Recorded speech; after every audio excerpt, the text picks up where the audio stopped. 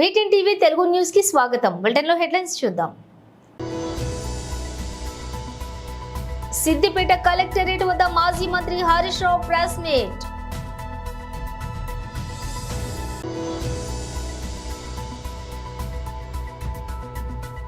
Basheer BB దర్గాకు ర్యాలీగా బయలుదేరిన శ్రీ పవన్ కళ్యాణ్. పెన్షన్లపై జగన్ రెడ్డి కుట్రలు బట్టబయలయ్యాయి. బోండా ఉమామహేశ్వరరావు మీడియా సమావేశం. పిఠాపురంలో ఆంధ్ర బాప్టిస్ట్ చర్చ్ నందు ప్రత్యేక ప్రార్థనలలో పాల్గొన్న శ్రీ పవన్ కళ్యాణ్.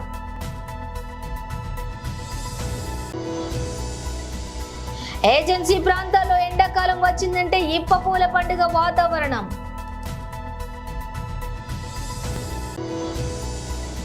ఎండిపోయిన పంట పొలాలను పరిశీలించిన బీఆర్ఎస్ పార్టీ ప్రజా ప్రతినిధులు, పార్టీ నేతలు.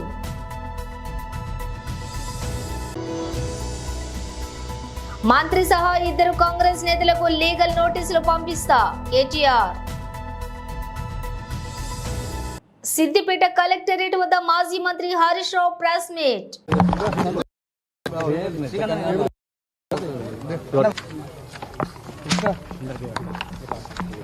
తీసుకోనికి ఎవరో వచ్చిందండి రివ్యూ చేసుకుంటాం.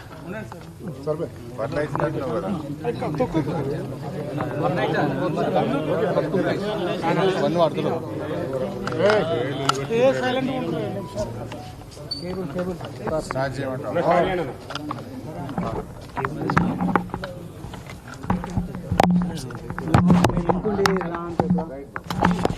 రాష్ట్ర ప్రభుత్వం యొక్క నీటి నిర్వహణలో వైఫల్యం వల్ల, రాష్ట్రంలో విద్యుత్ నిర్వహణలో లోపాల వల్ల రాష్ట్ర వ్యాప్తంగా లక్షలాది ఎకరాల్లో పంట ఎండిపోయి రైతులందరూ కూడా తీవ్రమైనటువంటి ఆందోళనలో ఉన్నారు. ఈ రాష్ట్ర కరువును నివారించే ప్రయత్నాలు చేయకుండా కరువును పెంచి రాష్ట్రాన్ని అపాయంలోకి, రైతాంగాన్ని అపాయంలోకి నెట్టేటువంటి ప్రయత్నం చేస్తూ ఉంది. ఈ నిద్రపోతున్నటువంటి ప్రభుత్వాన్ని తట్టి లేపాలని, రాష్ట్రంలో రైతుల్ని వెంటనే ఆదుకోవాలని చెప్పి బీఆర్ఎస్ పార్టీ అధ్యక్షులు కేసీఆర్ గారు ఇచ్చిన పిలుపు మేరకు అన్ని జిల్లా కేంద్రాల్లో ఈరోజు కలెక్టర్లకు బీఆర్ఎస్ పార్టీ పక్షాన మేము రిప్రజెంటేషన్ చేయడం జరిగింది. ముఖ్యంగా ఈ రాష్ట్ర ప్రభుత్వ తీరు ఎట్లా ఉందంటే, దొంగలు పడ్డాక 6 నెలల కుక్కలు మొరిగినట్టు ఇవాళ కేసీఆర్ గారు పొలం బాట పట్టిన తర్వాత కంటి తుడుపు చర్యలు ప్రారంభించారు. గతంలో కూడా మీరు చూశారు, కేఆర్ఎంబీ ప్రాజెక్టులను కేంద్ర ప్రభుత్వానికి అప్పజెప్పి నిద్రపోతున్నటువంటి ప్రభుత్వాన్ని తట్టిలేపింది, ఉద్యమాల ద్వారా ఈ ప్రభుత్వాన్ని కళ్ళు తెరిపించింది బీఆర్ఎస్ పార్టీయే. ఈరోజు ఇప్పుడు కరువుపై కూడా కేసీఆర్ గారు పొలం బాట బట్టి కాలు బయట పెట్టినాకనే ఈ ప్రభుత్వం దిద్దుబాటు చర్యలు ప్రారంభించింది. మీరు చూస్తే నిన్న కాళేశ్వరం ప్రాజెక్టులో భాగంగా గాయత్రి పంప్ హౌస్ నుంచి వరద కాలువకు నీళ్లు విడుదల చేయడం జరిగింది.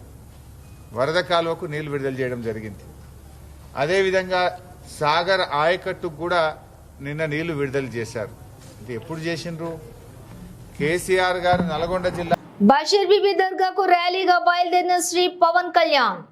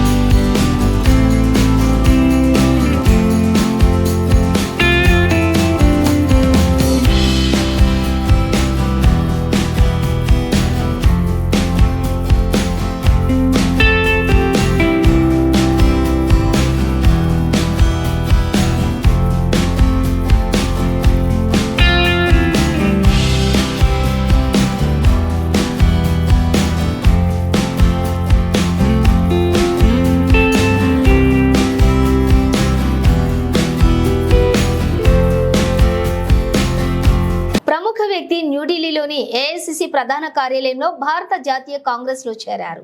नमस्कार साथियों, वादे के अनुसार फिर से हम लोग हाजिर हैं। एक बहुत महत्वपूर्ण व्यक्ति को हमारे पार्टी में, हमारे परिवार में शामिल करने के लिए उनको आपके सामने बैठे हैं। मेरे साथ चिर परिचित हमारे बहुत पॉपुलर अध्यक्ष अखिलेश जी और हमारे सबके जो आशीर्वाद देते रहते हैं मोहन प्रकाश जी, हमारे दो विधायक साथी आनंद जी, संतोष जी औरंगाबाद से, और ये हमारे अजय निषाद जी, जिनका हम आज आपके सामने स्वागत करते हैं। जिनका जन्म ही 2 अक्टूबर को हुआ हो, वो भाजपा में क्या कर रहे थे अब तक हमें ये नहीं समझ में आया। तो आपका हम स्वागत करेंगे औपचारिक रूप से, लेकिन उससे पहले मैं अखिलेश जी से निवेदन करूंगा कि अजय निषाद जी के विषय में, वहाँ के राजनीतिक परिप्रेक्ष्य के विषय में आपसे 2 शब्द कहें। मित्रों, आप सभी को मालूम है मुजफ्फरपुर से इनके पिताजी 4 बार कैप्टन जयनारायण निषाद साहब हम लोगों के भी नेता थे, और ईबीसी की आज बात जो शुरू हुई है तो इनके पिताजी से शुरू हुआ था। बिहार के राजनीति में जो रिलेवेंस हुआ ईबीसी का, वो उनकी वजह से हुआ, और लगातार 4 बार के बाद ये 2014 का चुनाव जीते, 2019 का चुनाव जीते।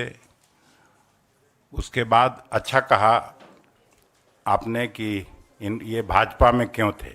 इनके पिताजी लगातार भाजपा के वसूलों के खिलाफ उन्होंने काम किया, और ये भी थे जरूर वहाँ, लेकिन घुटन में ही रहते थे।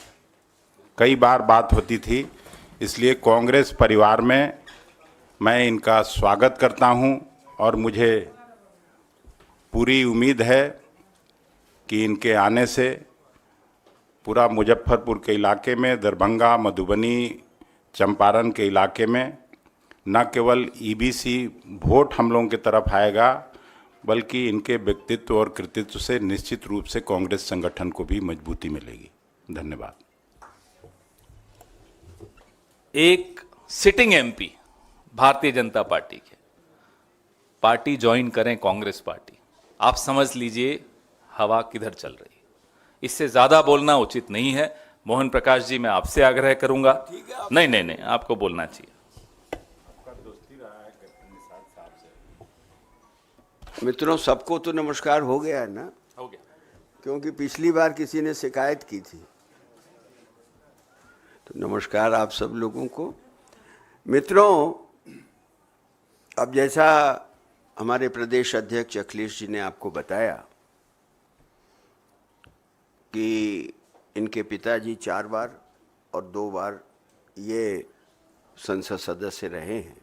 सिर्फ इतना नहीं, समाजवादी आंदोलन के और दलित, शोषित, पीड़ित और अति पिछड़ों के आवाज़ उठाने वाले वो रहे हैं, और ये भी उन्हीं के नक्शे कदम पर। పెన్షన్లపై జగన్ రెడ్డి కుట్రలు బట్టబయలయ్యాయి. బోండా ఉమామహేశ్వరరావు మీడియా సమావేశం. అందరికీ నమస్కారం. రాష్ట్రంలో జగన్మోహన్ రెడ్డి ఓటమి ఖాయమైపోయినటువంటి వైసీపీ ఇవాళ అనేకమైనటువంటి అక్రమాలకి పాల్పడుతూ ఉంది.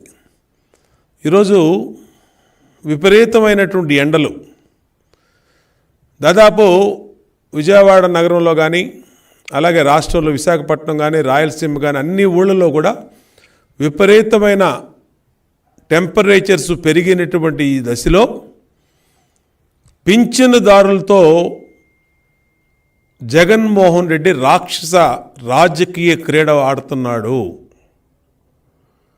రాక్షస రాజకీయ క్రీడ. మామూలు కూడా దుర్మార్గులు. ఎందుకంటే తల్లి వయసు ఉన్నటువంటి పింఛన్లు, తండ్రి వయసు ఉన్నటువంటి పింఛన్లు, మరి వితంతువులు, అలాగే దివ్యాంగులు, కదలలేక ఇళ్లల్లో ఉండి ఇబ్బందులు పడుతూ నడవలేని వాళ్ళు, ఆఫీసులకు వెళ్ళి పింఛన్లు తీసుకునే వాళ్ళు, వీళ్ళందరినీ కూడా జగన్మోహన్ రెడ్డి రాజకీయ రాక్షస క్రీడలో బలైపోతూ ఉన్నారు. 2 నెలలు వాళ్ళ జీవితాలతో ఆడుకుంటూ ఉన్నాడు. 2 నెలలు. ఏప్రిల్ 1వ తారీఖు ఇవ్వాల్సిన పింఛను సాక్షి పేపర్లో 3 నుంచి పింఛన్ పెంపర్లని పంపిణీ అని వేశారు. మరి 3 నుంచి పంపిణీ అన్నప్పుడు ఎందుకు మీరు డోర్ టు డోర్ ఇవ్వటం లేదు? గతంలో ఇచ్చినటువంటి డోర్ టు డోర్ విధానాన్ని జగన్మోహన్ రెడ్డి ప్రభుత్వం ఎందుకు అమలు చేయటం లేదని డిమాండ్ చేస్తూ ఉన్నాం. ఈ ప్రభుత్వాన్ని అడుగుతూ ఉన్నాం. ఈ ప్రభుత్వానికి కనీస మానవత్వం ఉందా అని అడుగుతూ ఉన్నాం. ఎండలు మండిపోతూ ఉన్నాయే. తల్లి లాంటి వయసున్న వాళ్ళు, తండ్రి లాంటి వయసున్న వాళ్ళు, భర్తల్ని కోల్పోయిన వితంతువులు, అక్కలు, చెల్లెళ్ళు, అలాగే దివ్యాంగులు, వీళ్ళు నీ రాక్షస క్రీడలో ఇవాళ సచివాలయాల దగ్గరికి వెళ్ళాలా? ఎందుకు వెళ్ళాలి సచివాలయాల దగ్గరికి? సచివాలయాల దగ్గరికి ఎందుకు తీసుకెళ్ళాలి వాళ్ళని? నేను అడుగుతా ఉన్నా. సాక్షి పత్రికలో విష ప్రచారాలు చేస్తూ ఉన్నారు. ఈ విష ప్రచారాల్లో రాజకీయ ప్రతిపక్ష పార్టీలంట ఎలక్షన్ కమిషన్ చెప్పినాయంట, ఎలక్షన్ కమిషను ఆపిచ్చారంట. అంటే మేము అడుగుతా ఉన్నాం, నువ్వు ముఖ్యమంత్రి, ఆపద్ధరం ముఖ్యమంత్రివైనా నీకు 40 రోజులు నువ్వు ఆపద్ధరం ముఖ్యమంత్రిగా కొనసాగుతావు. నువ్వు స్పష్టమైన ఆదేశాలు ఎందుకు ఇవ్వటం లేదు Jagan Reddy? Door to door పింఛన్లు ఇవ్వమని పింఛన్దారులందరికీ ఇంటి దగ్గరికి ఇవ్వమని ఎందుకు నువ్వు స్పష్టమైన ఆదేశాలు ఇవ్వటం లేదు అని ముఖ్యమంత్రిని ప్రశ్నిస్తా ఉన్నాం. ఎలక్షన్ కమిషన్ ఏం చెప్పింది? నువ్వు వాలంటీర్ని నీ రాజకీయ ప్రయోజనాల కోసం వాడుకుంటా ఉన్నావు, నీ వైసీపీ ప్రచార కార్యక్రమాల్లో వాడుకుంటా ఉన్నావు. అది తప్పు. కాబట్టి డీటెయిల్స్ చూస్తే రానున్న ఎన్నికల్లో కాకినాడ జిల్లా పిఠాపురం నుంచి బరిలోకి దిగుతున్న జనసేన అధినేత పవన్ కళ్యాణ్ ఈ ఉదయం స్థానిక ఆంధ్ర బాప్టిస్ట్ చర్చిలో ప్రత్యేక ప్రార్థనలు చేశారు. ప్రార్థనల అనంతరం కొత్తపల్లి మండలంలో పొన్నాడలో బషీర్ బీబీ దర్గాకు బయలుదేరారు. ఆ తర్వాత ఉప్పాడ కొత్తపల్లిలో మహిళలతో సమావేశం అవుతారు. కాగా పిఠాపురంలో పవన్ 4వ రోజు పర్యటనలో బిజీగా గడుపుతున్నారు. పవన్ నేడు పిఠాపురం పర్యటనను ముగించుకొని రేపు తెనాలి వెళ్తారు. 4న నెల్లిమర్ల, 5న అనకాపల్లి, 6న యలమంచిలి, 7న పెందుర్తి, 8న కాకినాడ రూరల్ నియోజకవర్గాల్లో ప్రచారం నిర్వహిస్తారు. 9న ఉగాది సందర్భంగా పిఠాపురంలో నిర్వహించే వేడుకల్లో పాల్గొంటారు. 10 రాజోలు, 11న గన్నవరం, 12న రాజానగరం బహిరంగ సభల్లో పాల్గొంటారు పవన్.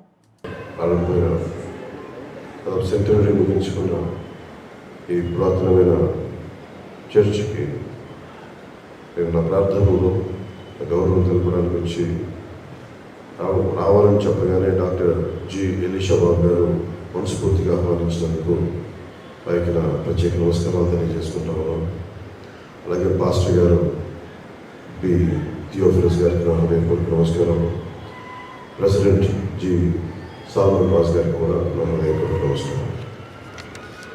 మనస్ఫూర్తిగా నా విన్నపాన్ని మన్నించి నాకు ఈ చర్చిలో ఈ ప్రార్థనలో పాల్గొనే అవకాశం కల్పించినందుకు ప్రత్యేక ధన్యవాదాలు, కృతజ్ఞతలు. భారతదేశం అన్ని మతాలకి సమానంగా ఆదరించే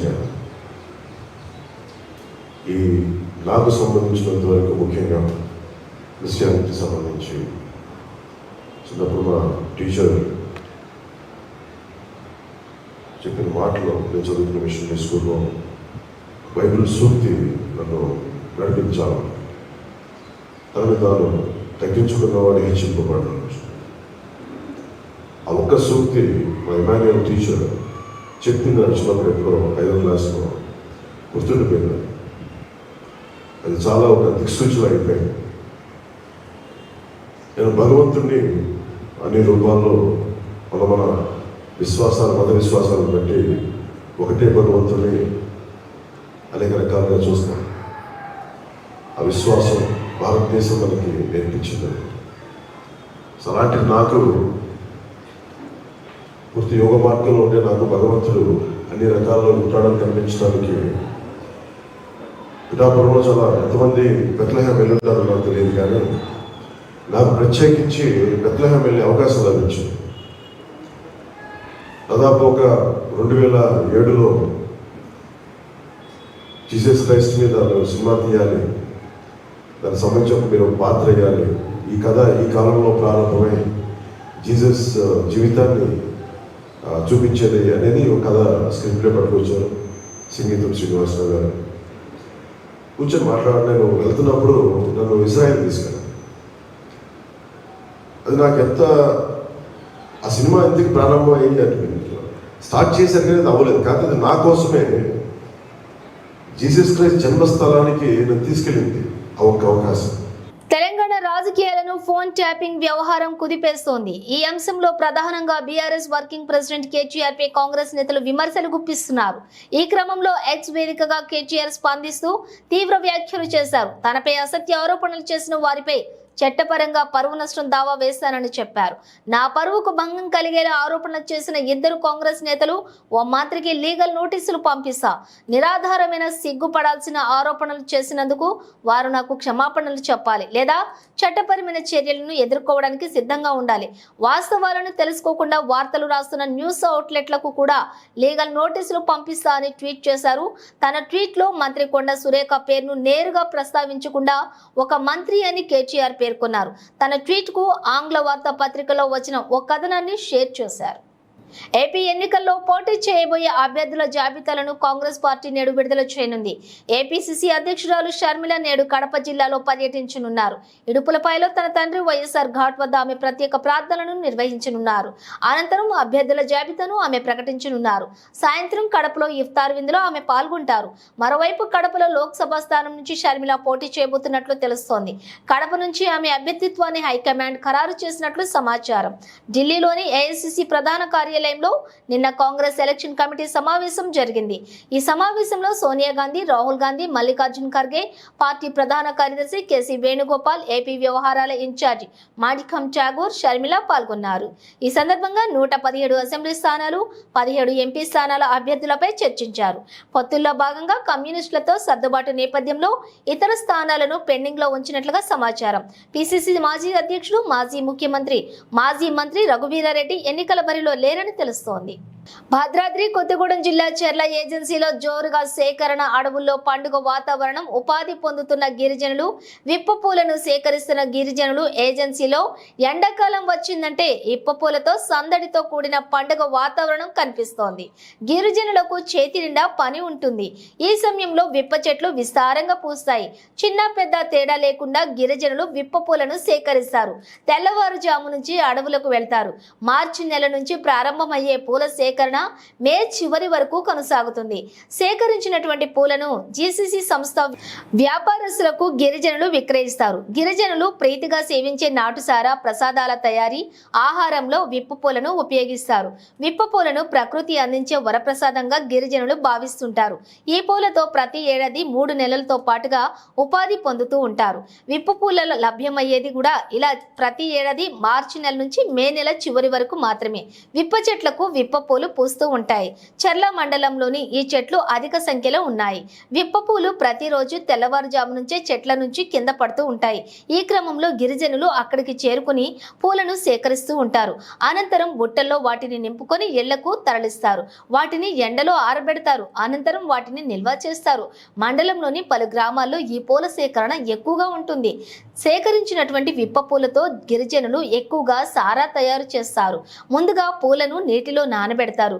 అనంతరం మట్టి కుండలో పోసి ఉడకబెడతారు. ఇదే క్రమంలో విప్ప పూల నుంచి తెల్లటి ద్రావణంలో సారా బయటకు వస్తూ ఉంటుంది. ద్రావణాన్నే గిరిజనులు ఇప్ప పూలతో సహా పువ్వుతో సారా తయారు చేస్తూ ఉంటారు. తర్వాత ఇప్పకాయ సీజన్ వస్తుంది. గిరిజనులు వాటిని సేకరించి గానుగలు, మిల్లెల వద్దకు తీసుకుని వచ్చి ఇప్ప బద్దను నూనెగా ఆడిస్తారు. గిరిజనులు ఆ నూనెను ఉడకబెట్టి వంట నూనెగా వాడతారు. నిడమనూరు మండలంలోని వేంపాడు గ్రామంలో ఎండిపోయిన పంటలను బీఆర్ఎస్ పార్టీ ప్రజా ప్రతినిధులు, పార్టీ నేతలు రైతులతో కలిసి ఎండిపోయిన పొలాలను పరిశీలించారు. ఈ సందర్భంగా ఎమ్మెల్సీ మాట్లాడుతూ 2014 నుండి 2023 వరకు టీఆర్ఎస్ ప్రభుత్వం మాజీ ముఖ్యమంత్రి వర్యులు కేసీఆర్ నేతృత్వంలో వరుసగా సంవత్సరానికి 2 సార్లు పంటలకు సక్రమంగా నిర్వహించి ఈ ప్రాంత వ్యవసాయ రంగాన్ని, రైతాంగాన్ని కాపాడిన ఘనత కేసీఆర్ అని, 506, 507 అడుగుల వాటర్ లెవెల్ ఉన్నటువంటి క్రమంలో కూడా నీరును విడుదల చేసి రైతుల పక్షాన నిలబడిన ఏకైక నాయకుడు కేసీఆర్ అని, రైతులు బాగుంటే రాష్ట్రం బాగుపడుతుంది అని, రైతుల మీద, రైతుల సమస్యల మీద అవగాహన ఉన్నటువంటి కేసీఆర్ రైతులను కాపాడుకోవాలని, ఒక గుంట కూడా ఎండిపోకుండా పంటలను కాపాడిన ఘనత కేసీఆర్దే. కాంగ్రెస్ ప్రభుత్వంలో నష్టం పోయినటువంటి రైతులకు నష్టపరిహారం చెల్లించాలని ప్రభుత్వాన్ని డిమాండ్ చేశారు. అదేవిధంగా రేపు నల్గొండ జిల్లా కేంద్రం శ్రీ లక్ష్మీ గార్డెన్స్ లో జరిగే నల్గొండ పార్లమెంట్ సన్నాహక సమావేశంలో నాగార్జున సాగర్ నియోజకవర్గం బీఆర్ఎస్ పార్టీ శ్రేణులు, పార్టీ ప్రజా ప్రతినిధులు, కార్యకర్తలు, అనుబంధ సంఘాలు హాజరై విజయవంతం చేయాలని కార్యకర్తలను కోరారు. ఇటు కార్యక్రమానికి BRS party working president KTR హాజరవుతున్నారని తెలిపారు. చంద్రశేఖరరావు గారు నాగార్జున సాగర్ నియోజకవర్గంలోని వేంపాడు గ్రామంలో ఎండినటువంటి పంట పొలాలను రిసీవ్ చేయడానికి కార్యక్రమం ఉండే. సరే, కొన్ని అనివార్య కాలం వల్ల అక్కడనే సమయం సరిపోక ఇప్పుడే మాకు తెలిసినటువంటి విషయం. ఇక్కడికి రాలేకపోతున్నందుకు చింతిస్తున్నామని చెప్పమని వారి ఆదేశాల మేరకు ఈ ప్రాంత రైతాంగాన్ని తెలియజేస్తున్నాం. ఇంత పెద్ద ఎత్తున కేసీఆర్ గారికి వ్యవసాయ రంగంలో ఉన్నటువంటి సమస్యలు, రైతు సమస్యలు తెలియజేయడానికి నాగార్జున సాగర్ నియోజకవర్గం ఊళ్ళో వచ్చినటువంటి రైతాంగానికి విషయం తెలియజేయాలని చెప్పినారు. సరే, ప్రకృతి సహకరించక ఎండ తీవ్రత ఎక్కువగా ఉండి భూగర్భ జలాలు అడిగి ఉండిపోయినటువంటి పరిస్థితి మనం చూస్తున్నాం. రైతులు వాళ్ళకు ఉన్నటువంటి ఏదో ఒక వనరులతోటి పొలాలను నాట్లేసుకున్నారు. సరే, పెరిగినవి ఒక 2 తల్లు ఇస్తే, ఇప్పుడు మనం ఉన్నటువంటి పొలం 14 ఎకరాల పొలం, 2 తల్లు కనుక నీళ్ళు ఇస్తే ఎకరానికి 50 బస్తాలు ధాన్యం పండేటువంటి పరిస్థితి. మరి పెట్టుబడి పెట్టి ఇంకా 2 తల్లు నీళ్ళు ఇవ్వలేనటువంటి నిస్సాయ స్థితిలో ప్రభుత్వం వ్యవసాయ రంగానికి, రైతులకు తీరని అన్యాయం చేసింది. ఇదే 2014 నుండి నేటి వరకు కూడా టీఆర్ఎస్ నేతృత్వంలో ఉన్నటువంటి ప్రభుత్వం, మన మాజీ ముఖ్యమంత్రి చంద్రశేఖరరావు గారు వరుసగా సంవత్సరానికి 2 పంటలకు సక్రమంగా నీళ్ళు అందించి ఈ ప్రాంత వ్యవసాయ రంగాన్ని, రైతాంగాన్ని కాపాడుకున్నాడు అనేటువంటి విషయం మా అందరికీ తెలుసు. మరి ఈ దఫా ఇటువంటి వాటర్ లెవెల్స్ ఈ 506, 7 ఉన్నటువంటి పరిస్థితుల్లో కూడా ఏదో పద్ధతిలో నీరు డ్రా చేసి రైతును కాపాడుకోవాలనే ఉద్దేశంతో వ్యవసాయ రంగాన్ని కాపాడుకోవాలి, రైతు బాగుంటేనే రాష్ట్రం బాగుంటుంది, దేశం బాగుంటుంది అని చెప్పి రైతు సమస్యల మీద అవగాహన ఉన్నటువంటి ఆనాటి ముఖ్యమంత్రి గారు రైతాంగాన్ని కాపాడుకున్న ఒక గుంట కూడా ఎండిపోకుండా పంటలను కాపాడినటువంటి చరిత్ర కేసీఆర్ గారికి సొంతమైంది. మరి ఇప్పుడు నేటి పాలకులు వ్యవసాయ రంగం మీద కానీ, రైతాంగ సమస్యల మీద కానీ అవగాహన లేదనడానికి ఇంతకన్నా నిదర్శనం అవసరం లేదు. ఇదే వాటర్ లెవెల్స్ నాగార్జున సాగర్ ప్రాజెక్టులో ఉన్నప్పుడు మేము పంటలు కాపాడినాం. మరి అంతకన్నా మీకు వాటర్ లెవెల్స్ ఎక్కువనే ఉన్నాయి. రైతాంగాన్ని 2 తల్లు నీళ్ళు ఇచ్చి కాపాడలేదంటే మీకు రైతాంగ సమస్యల మీద, నీరును ఏ విధంగా వాడుకోవాలనే దాని మీద కూడా కనీస అవగాహన లేదు మీకు మంత్రులకు అనేటువంటి విషయం అర్థమవుతుంది. మరి పాలనా దక్షత గౌరవ మాజీ ముఖ్యమంత్రి చంద్రశేఖరరావు గారు పరిపాలించినటువంటి తీరు, వారికి ఉన్నటువంటి పాలనా దక్షత మీకు లేదు అనేటువంటిది యావత్ తెలంగాణ రైతాంగానికి తేటతెల్లమైంది. ఇప్పుడు జరిగిపోయిన నష్టాన్ని ఏ విధంగా మీరు లెక్కలేసి రైతాంగాన్ని కాపాడుకుంటారో దాన్ని మీరే నిర్ణయం తీసుకొని రైతులను కాపాడుకోవాల్సిన అవసరం ఉందని చెప్పి ఈ ప్రభుత్వాన్ని డిమాండ్ చేస్తూ యావత్ తెలంగాణ రైతాంగాన్ని కూడా ఆ పాలనకు, ఈ పాలనకు, ఆ ముఖ్యమంత్రి గారికి, ఈ ముఖ్యమంత్రి గారికి ఉన్నటువంటి పాలనా దక్షత, రైతాంగం మీద, వ్యవసాయ రంగం సమస్యల మీద పరిష్కారం చేయాలనేటువంటి చిత్తశుద్ధి, అవగాహన ఎవరికి ఉందో బేరీ చేసుకోవాల్సిందిగా తెలంగాణ రైతాంగానికి విజ్ఞప్తి చేస్తూ, రైతుల సమస్యల మీద అవగాహన లేనటువంటి ఈ ప్రభుత్వాన్ని మీరు గమనించవలసిందిగా విజ్ఞప్తి చేస్తూ పంట నష్టపోయినటువంటి దాదాపు 2.5-3 లక్షల ఎకరాల పంట నష్టం జరిగింది.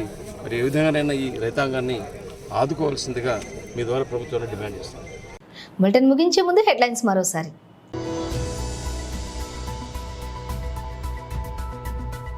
బషీర్ బీబీ దర్గాకు ర్యాలీగా బయలుదేరిన శ్రీ పవన్ కళ్యాణ్.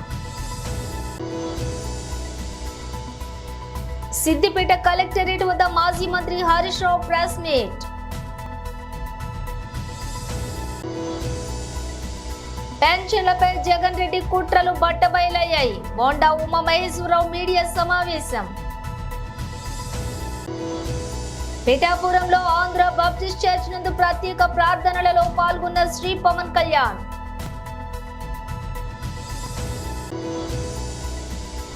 ఏజెన్సీ ప్రాంతాల్లో ఎండాకాలం వచ్చిందంటే ఇప్ప పూల పండుగ వాతావరణం.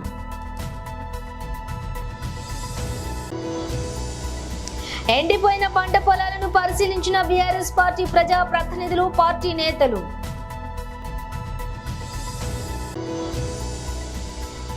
మంత్రి సహా 2 కాంగ్రెస్ నేతలకు లీగల్ నోటీసులు పంపిస్తా కేటీఆర్. ఇవి ఇవాల్టి బులెటిన్ విశేషాలు. మరో బులెటిన్తో మళ్ళీ కలుద్దాం.